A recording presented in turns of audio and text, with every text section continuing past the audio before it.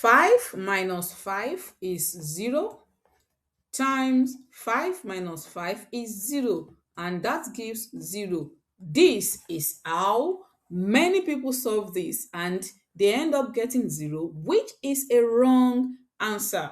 That is a wrong answer. You don't solve this way. Why? Because you have to follow the order of operation.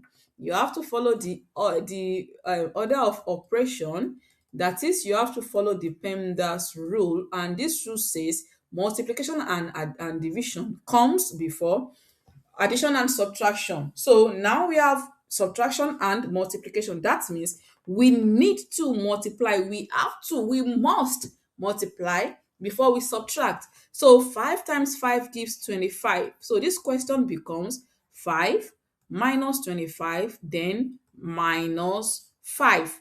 So now let's take it one after the other. 5 minus 25, this gives negative 20, then negative 5. So negative 20 and negative 5, this gives negative 25. So the correct answer is negative 25. So the answer is not 0. If you solved it the way I first did, then you're making a big mistake, because you have to follow the order of operation. Whenever you see questions like this, pay attention to the order of operation. That is a must, a must. It is a must for you to do. So that will be all for this video, and I will see you in the next video. If you have any question, leave it in the comments and I will reply you.